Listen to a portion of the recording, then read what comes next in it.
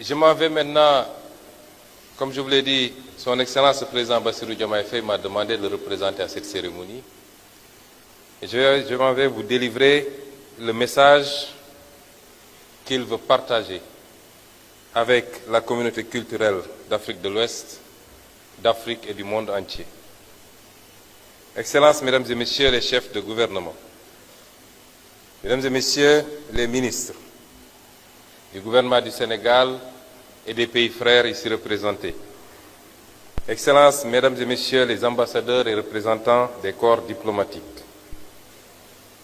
Monsieur le Président de la Commission de la CEDEAO et Madame la Commissaire au développement humain et aux affaires sociales de la CEDEAO, Monsieur le Président de la Commission de l'UOMOA et Monsieur le Commissaire au développement humain de la Commission de l'UOMOA, Mesdames et Messieurs les représentants des institutions internationales, Mesdames et Messieurs les chefs coutumiers ici présents, Mesdames et Messieurs les représentants de la grande famille des arts et de la culture, chers artistes, créateurs, artisans, distingués invités, Mesdames et Messieurs, c'est une immense fierté pour le Sénégal et pour moi-même, au nom du Président de la République, de vous accueillir à Dakar, notre capitale, pour la première édition du Festival ouest-africain des arts et de la culture, l'EcoFest. Vous êtes ici chez vous, sur cette terre de Teranga, autrement d'hospitalité, porte-océane de l'Afrique de l'Ouest, carrefour de brassage ethnique, culturel et spirituel, et symbole de l'importance du dialogue des cultures. C'est un honneur de vous accueillir dans cet espace où tradition et modernité se rencontrent, où nos diversités s'enrichissent mutuellement. Votre présence massive témoigne de notre attachement commun à un idéal de fraternité. Au cœur de notre région, nous partageons une histoire riche, marquée par des échanges constants, qu'ils soient commerciaux, artistiques ou intellectuels. J'allais dire même religieux. Le festival EcoFest, qui célèbre notre héritage culturel, est également une occasion de réfléchir sur les défis que nous devons relever ensemble. Aujourd'hui, la culture se trouve confrontée à des pressions sans précédent. L'uniformisation culturelle, l'hégémonie de certains modèles exogènes et la marginalisation de nos langues et expressions locales menacent l'identité de nos peuples. Il est alors essentiel de protéger notre jeunesse de ces agressions culturelles. Nous devons les encourager à s'engager dans la préservation et la promotion de nos valeurs, tout en cultivant leur créativité. Ces mécanismes culturels, parmi tant d'autres, nous rappellent une vérité fondamentale. L'intégration culturelle a toujours précédé l'intégration politique en Afrique de l'Ouest. Elle en est le socle vivant et durable. Cheikh Anta Diop nous l'a enseigné. L'unité culturelle de l'Afrique est une réalité tangible. Celle de l'Afrique de l'Ouest l'est encore davantage. Des grands empires du Ghana, du Mali et du Songhai aux aires linguistiques, Mandinka, Hausa ou Peul et j'en passe, notre histoire est celle d'une continuité humaine et géographique que les frontières coloniales n'ont jamais réussi à briser. C'est sur ce socle que nos pères fondateurs ont bâti, il y a près de 50 ans, la Communauté économique des États de l'Afrique de l'Ouest, CEDEAO. Des acquis remarquables ont été obtenus, comme la libre circulation des personnes et des biens. Mais l'actualité géopolitique nous rappelle avec force. Aucun acquis politique ou économique n'est éternel s'il n'est cimenté par la culture. Face aux crises multiformes, sécuritaires, économiques, environnementales, qui sèment la méfiance et menacent notre unité, la culture est notre plus puissant rempart et notre meilleur levier d'action. C'est pourquoi le thème de cette première édition de l'EcoFest, Mutation et crise géopolitique en Afrique, que peut faire la culture, est d'une pertinence brûlante. Que peut faire la culture? Elle peut tout parce qu'elle est partout. Elle peut rassembler là où la politique divise.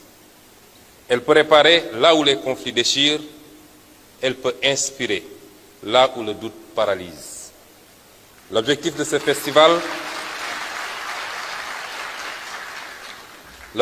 festival est donc essentiel. Promouvoir l'intégration, la cohésion sociale, la paix et le développement à travers la culture. Cette ambition rejoint pleinement la politique que mène le gouvernement du Sénégal. Notre vision est de faire de la culture un pilier de notre développement économique et social et un vecteur de notre souveraineté intellectuelle et morale. C'est dans cet esprit que nous avons récemment organisé le premier forum national sur le livre et la lecture et rendu un hommage national au professeur Amadou Mokhtar Mbow, figure éminente du panafricanisme et de la souveraineté intellectuelle. Excellences, Mesdames et Messieurs, notre espace ouest-africain n'est pas seulement riche de son histoire.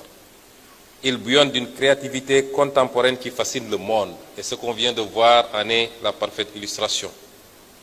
Nos artistes, nos musiciens, nos cinéastes, nos stylistes, nos développeurs de jeux vidéo sont à la conquête du globe. Les industries culturelles et créatives ne sont plus un secteur marginal. Elles sont un moteur de croissance, d'emploi et de rayonnement.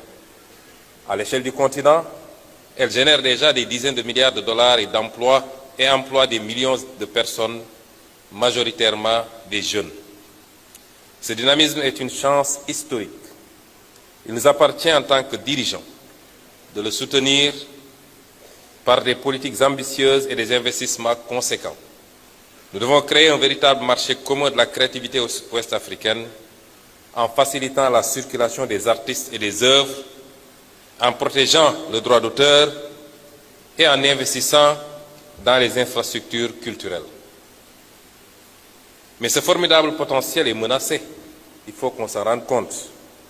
Notre jeunesse, notre plus grande richesse, est la cible d'agressions culturelles insidieuses qui cherchent à la déraciner et à la couper de ses valeurs.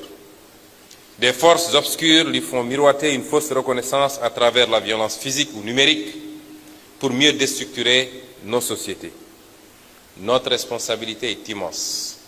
Nous devons offrir à notre jeunesse des raisons d'espérer, de créer et de s'épanouir ici, en Afrique.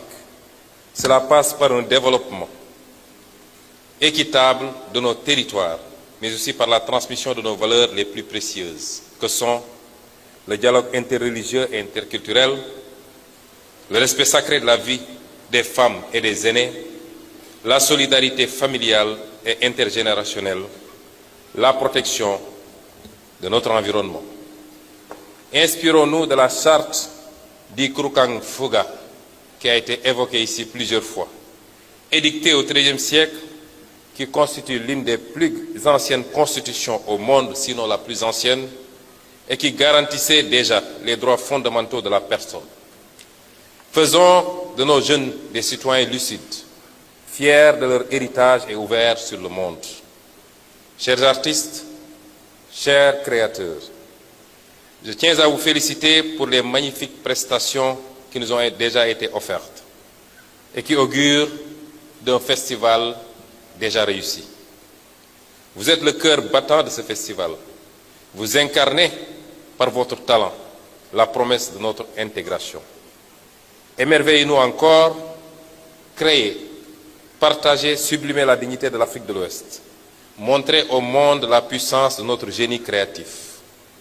Je voudrais féliciter également chaleureusement les comités d'organisation du Sénégal, de la CEDEAO et de l'UEMOA. Je vais faire une mention spéciale à Madame Fatou Sow Sarr, qui n'a ménagé aucun effort durant toutes ces années, qui y a cru et qui n'a ménagé aucun effort pour qu'on en arrive aujourd'hui à la célébration de cette première édition. De même que M. Diakité de l'UEMOA. Et en tant que chef du gouvernement du Sénégal, je voudrais témoigner aujourd'hui des efforts exceptionnels du ministère en charge de la culture jadis dirigé en tout cas par Mme Khadidjen Gueye, aujourd'hui par M. Amadouba, mais je veux dire que le véritable maître d'œuvre de tout cela, c'est M. le secrétaire d'État à la culture, M. Sarr.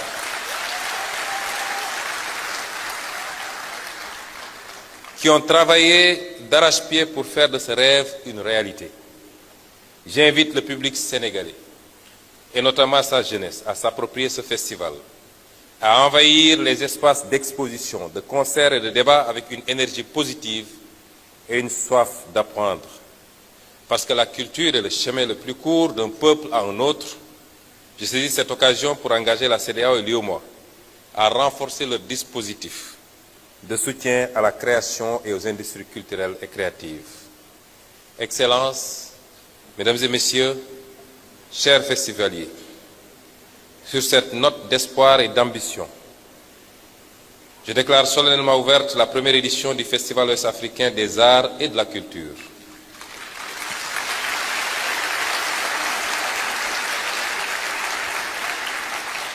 Je vous souhaite à toutes et à tous un excellent festival, riche en émotions, en découvertes et en fraternité.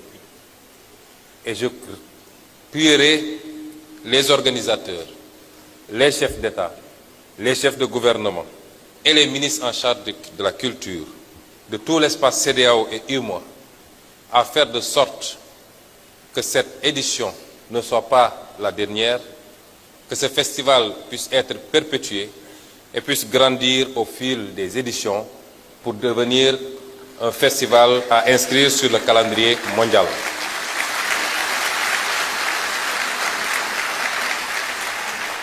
Vive la culture ouest-africaine, vive l'intégration régionale. Je vous remercie de votre aimable écoute. Merci beaucoup, Monsieur le Premier ministre. On va permettre au Premier ministre de se retirer.